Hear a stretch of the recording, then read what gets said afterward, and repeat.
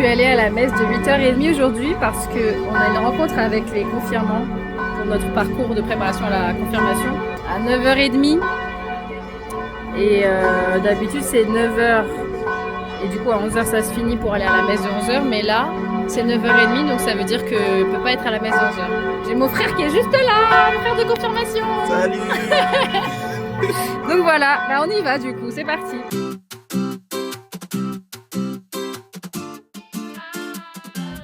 On est lundi, j'ai très peu dormi, je sais pas exactement pourquoi. Comme tous les matins, je viens de finir de lire la parole. Et l'objectif d'aujourd'hui, c'est de jeûner de paresse. Est-ce que vous avez bien vu mon visage là? Donc, le Seigneur me pousse encore dans mes limites. C'est le jour où j'ai quasiment pas fait nuit blanche, mais très très peu dormi. Où l'effort est de proposer mon aide dès que je peux. Alors, on va faire au mieux, n'est-ce pas? Donc, je n'avais pas été appelée ce matin pour remplacer. Et dans les cas comme ça, je dois me rendre dans mon école de rattachement. Donc, j'étais dans mon école de rattachement ce matin. J'ai aidé le directeur un peu dans des tâches administratives. Et je viens d'être appelée par le bureau des remplaçants pour aller dans une école maternelle. C'est pas disons, le remplacement le plus efficace parce que je suis appelée, il est 9h25. J'ai vu que l'école était à une demi-heure d'ici. Donc le temps que j'arrive, il va être 10h. Et comme ce sont des maternelles, des petits moyens, ça veut dire que je vais arriver, ça va être l'heure de la récréation. Après, les parents ils vont venir les chercher à 11h50. Et l'après-midi, ils dorment. Donc au final, je vais venir pour travailler 2 heures. Bon bah voilà hein. Au moins j'ai donné un coup de main ce matin. Je vais continuer à donner des coups de main comme on peut aujourd'hui. Je suis un peu plus réveillée déjà.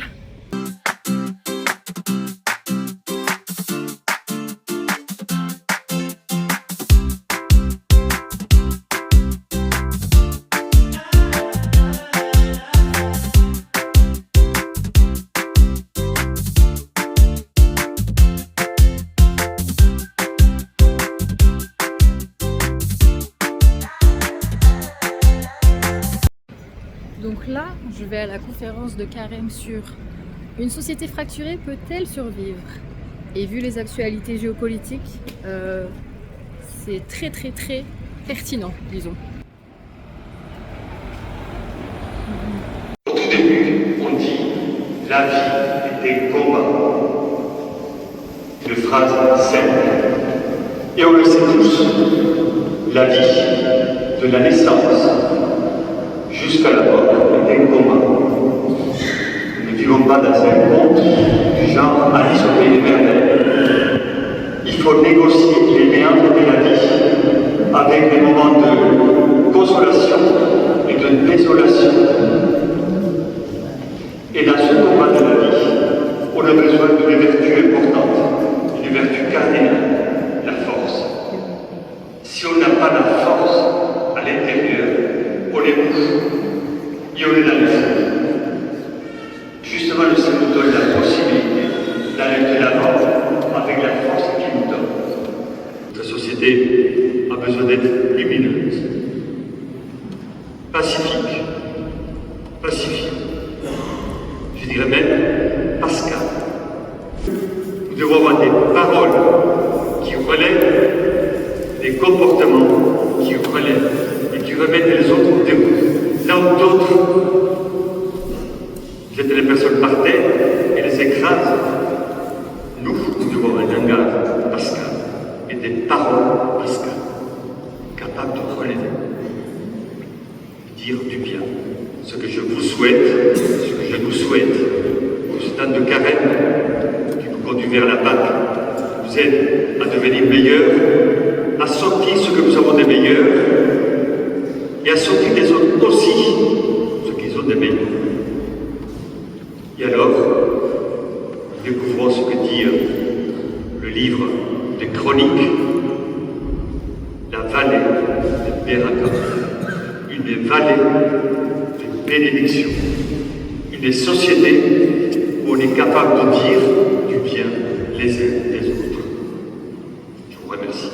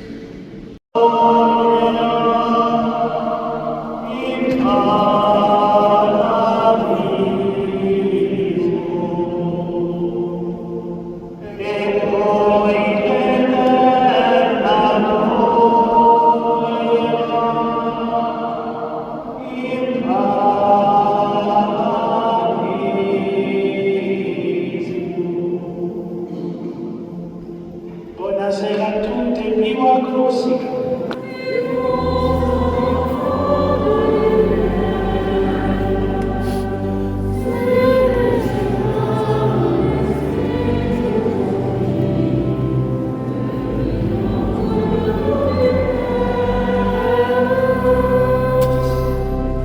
On vient de sortir, regardez.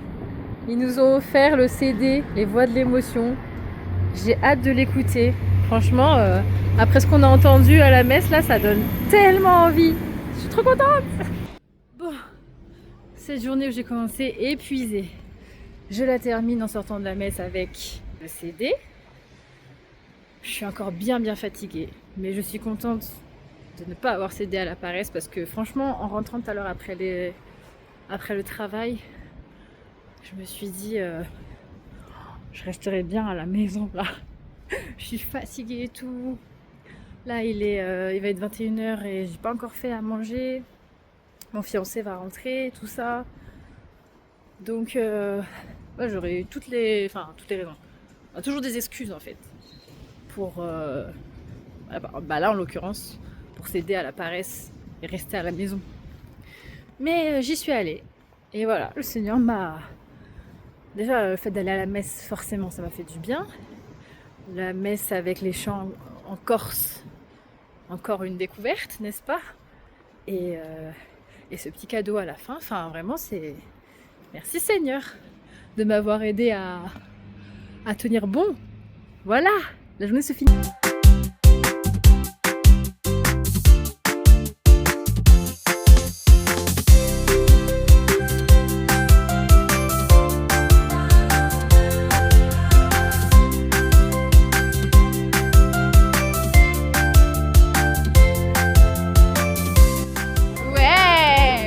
Retour sur la glace les gars, parce que cette semaine je ne suis pas malade et ça c'est un vrai bonheur.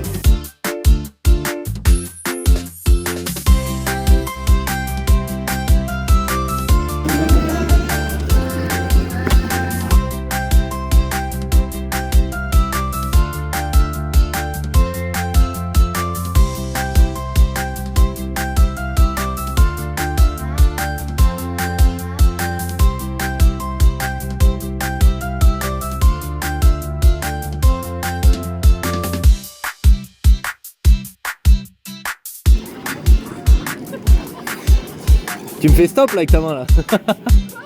Tu fais stop là avec ta main.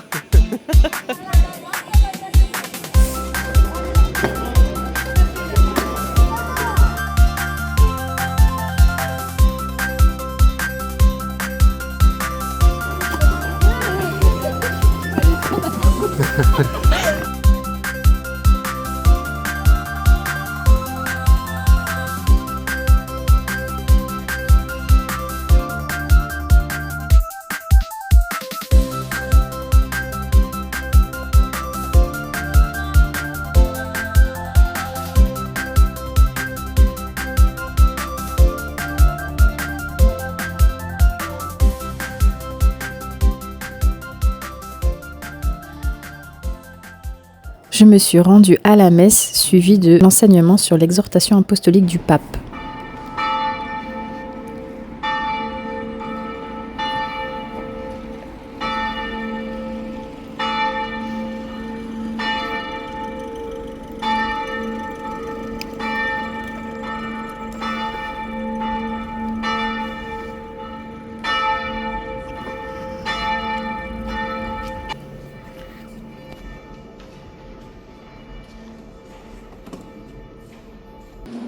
Le pape va faire comme un peu un descriptif comment dans l'Église, dans l'histoire de l'Église, je peux dire, l'Église a été là pour les pauvres, une Église pour les pauvres. Donc l'Église a pris soin des malades d'une façon particulière, et la raison pour laquelle elle a pris soin des malades, l'Église, c'est parce qu'elle a très vite, très tôt, on pourrait dire dès le début, identifié les pauvres comme le Christ crucifié.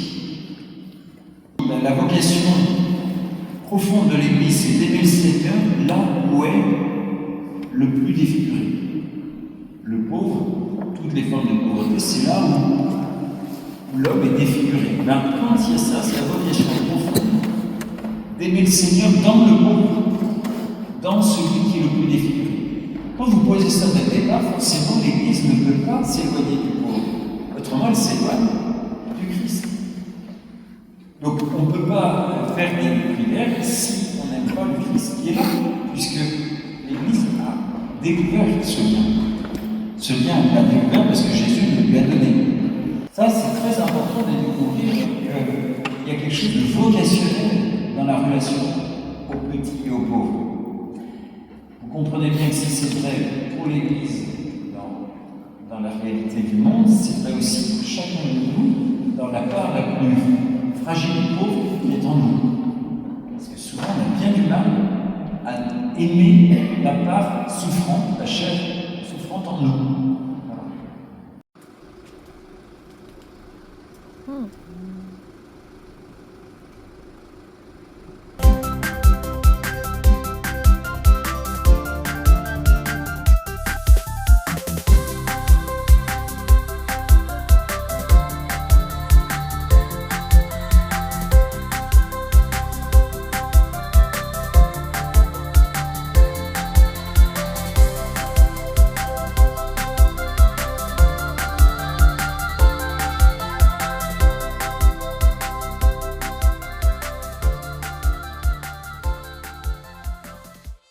Donc là, je vais à la messe des jeunes de ma paroisse parce que c'est tous les jeudis. Et la semaine dernière, je me sentais trop mal pour y aller. Du coup, là, je vais les retrouver. Ça va faire du bien. Et ça va être ma 3e messe de semaine. C'est génial. On chante quoi aujourd'hui? Ah, on chante pas? Mais si. Je veux chanter ton amour, Seigneur, chaque instant de ma vie. Danser pour toi en chantant ma joie et glorifier ton nom. Heureux est l'homme qui n'entre pas au conseil des méchants, qui ne suit pas le chemin des pécheurs, ne siège pas avec ceux qui ricanent, mais se plaît dans la loi du Seigneur et murmure sa loi jour et nuit. Heureux est l'homme qui met sa foi dans le Seigneur. Vous la recevez comment cette parole? Donc je vous redis la parabole, un homme riche, il y a à l'entrée de sa propriété un homme pauvre, couvert d'ulcères, qui ne va pas bien. Il y a que les chiens qui viennent se nourrir de lui. Lui, il aimerait manger ce que même les balayures, hein. Mais il n'a rien, il meurt. Et au ciel, c'est l'inverse qui se rejoue. L'homme riche souffre dans la fournaise et Lazare est comblé. Qu'en pensez-vous ? Moi, c'est un peu que au royaume des cieux, nos conceptions sur la terrestre sont inversées. En fait, les valeurs sont inversées. Ça illustre un petit peu la phrase « les derniers seront les premiers », je trouve. Tout le monde est d'accord avec ça ? Fait du pied de son niveau. Alors, il y a ça. Conception, qu'est-ce que te dit le monde pour que tu sois quelqu'un en ce monde ? Et qu'est-ce que tu dis Dieu pour être quelqu'un dès ici-bas qui sera quelqu'un là-haut ? Le royaume de Dieu. Et en fait, on voit qu'on ne peut pas couper les deux en disant il y a le royaume de la terre, je fais ce que je veux, puis après il y aura le royaume. Non, c'est maintenant que se joue le rendez-vous d'après.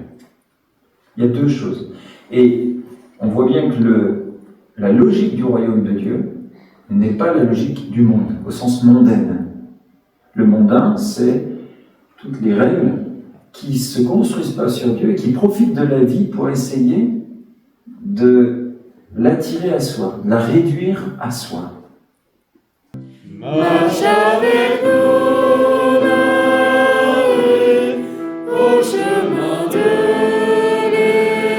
l'écoute et son chemin vers Dieu, et son chemin vers Dieu.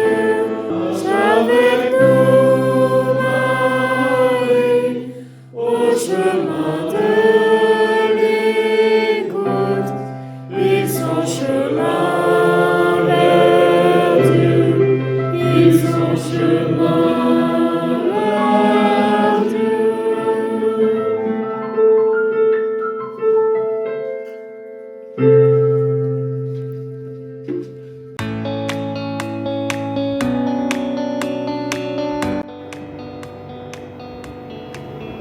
Mon amour de chat et mon amour de fiancé.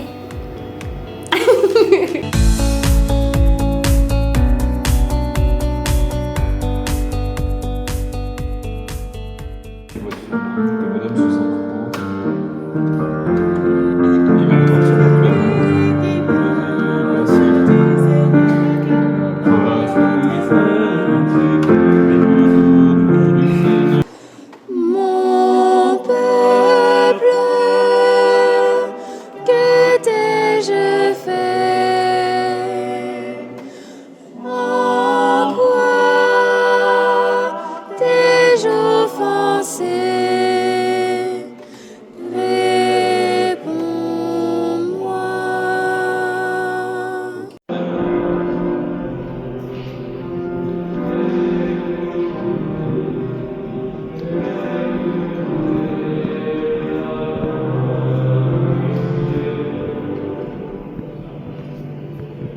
Comme ma famille est venue me voir pour le week-end, nous sommes allés bruncher et ce brunch a été suivi d'une petite balade.